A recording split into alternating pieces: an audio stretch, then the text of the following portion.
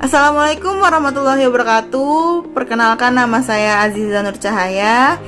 Saya sini sebagai perwakilan dari kelompok 3 kelas gabungan 64.4A.05 dan 64.4C.05 dalam mata kuliah komunikasi bisnis yang berjudul perencanaan pesan-pesan bisnis. Sebelumnya yang terhormat Ibu dosen pembimbing Ibu Viani Naufalia Manchester Management, dan yang terhormat teman-temanku kelas 4A dan 4C yang tidak bisa saya sebutkan satu persatu, tetapi tidak mengurangi rasa hormat saya kepada kalian.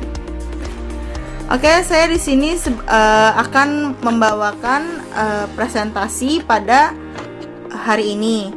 Sebelumnya, pembahasan pada presentasi kali ini, yang pertama ada pengertian perencanaan pesan-pesan bisnis, yang kedua ada tahap penyusunan pesan bisnis, yang ketiga ada proses perencanaan pesan bisnis, yang keempat ada tujuan pesan bisnis, yang kelima ada analisis audiens, yang keenam ada menentukan ide pokok perencanaan pesan-pesan bisnis, dan yang terakhir ada pemilihan saluran dan media.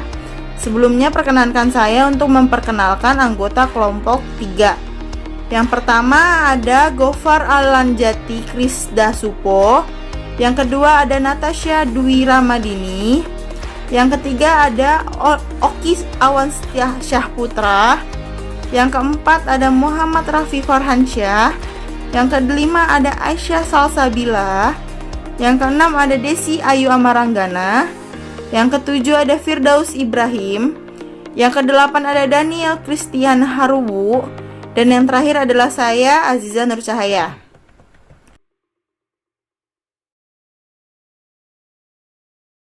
Pengertian perencanaan pesan-pesan bisnis. Perencanaan pesan bisnis adalah proses komposisi penyusunan pesan bisnis.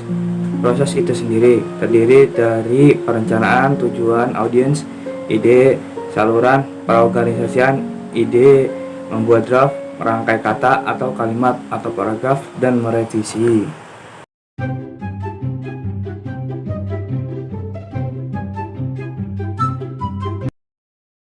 Tahapan penyusunan pesan bisnis. Menyusun pesan bisnis yang menarik perhatian, mudah dibaca, dan mudah dipahami memerlukan kreativitas. Namun demikian, tujuan penulisan pesan bisnis bukanlah agar penerima terpesona akan pengetahuan dan kreativitas pengirim. Agar pesan bisnis efektif, diperlukan pemahaman terhadap proses penyusunan pesan bisnis.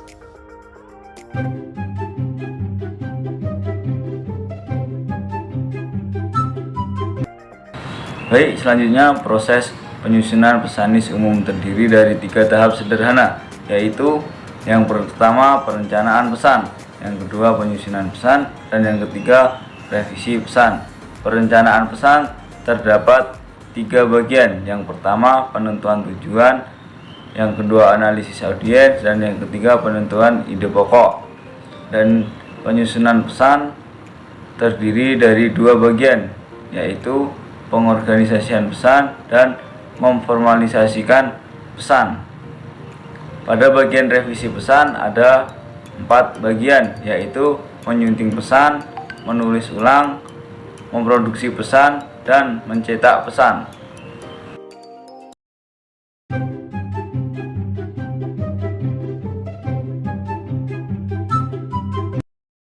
Proses perencanaan pesan bisnis.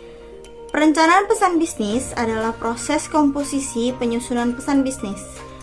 Proses itu sendiri terdiri dari perencanaan tertulis, audiens, ide, saluran, perorganisasian ide, membuat draft, merangkai kata atau kalimat, paragraf, dan merevisi. Untuk membuat perencanaan bisnis yang baik, komunikator perlu melakukan analisis audiens. Caranya adalah dengan mengembangkan profil audiens dan menganalisa pemuasan konsumen.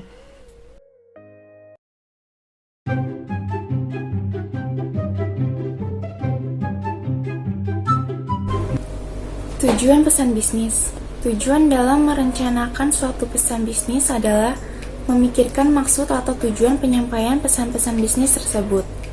Poin ini meninjau goodwill di hadapan audiens penerima pesan. Karena itu, pesan bisnis yang disampaikan suatu organisasi akan secara tidak langsung akan memberikan kesan baik dan positif bagi penerima pesan. Sebaliknya akan memberikan kesan positif organisasi atau lembaga yang mengirim pesan. Ada 3 tujuan umum pesan bisnis, yaitu memberikan informasi, membujuk atau persuasi, dan melakukan kerjasama.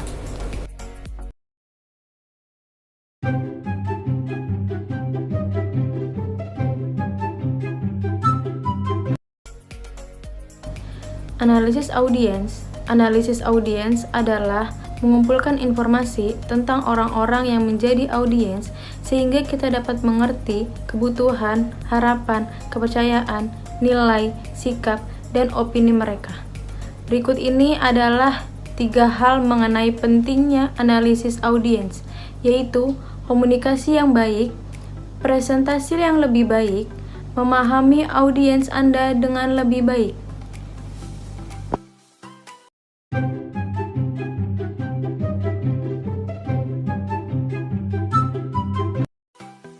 Menentukan ide pokok perencanaan pesan-pesan bisnis. Ide pokok merupakan pernyataan tentang suatu topik yang menjelaskan isi dan tujuan topik, sehingga dapat diterima dengan baik oleh audiens. Topik merupakan satu subjek pesan yang luas, dengan demikian ide pokok tidak sama dengan topik. Ada 3 teknik yang menentukan ide pokok. Yang pertama ada brainstorming, kemudian yang kedua ada petunjuk atasan, dan yang ketiga kebiasaan.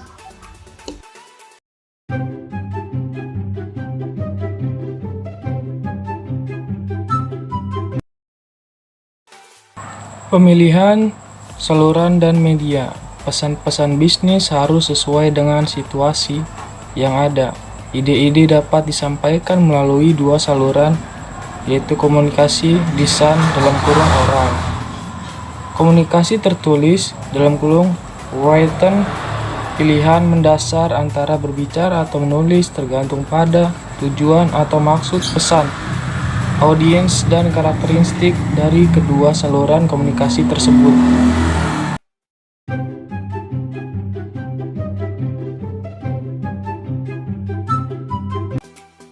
Pemilihan saluran dan media. Komunikasi tertulis. Pesan-pesan tertulis juga memiliki berbagai bentuk seperti surat, memo, proposal, dan laporan. Salah satu kebaikan komunikasi ini adalah penulis memiliki kesempatan untuk merencanakan dan mengendalikan pesan-pesan mereka.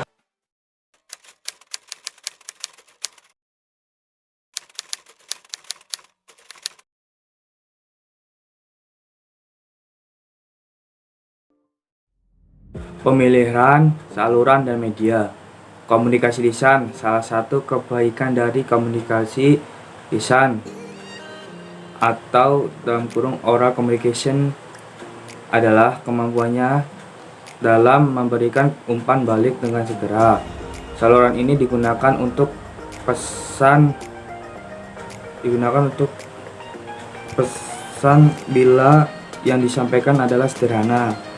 Tidak diperlukan catatan yang permanen.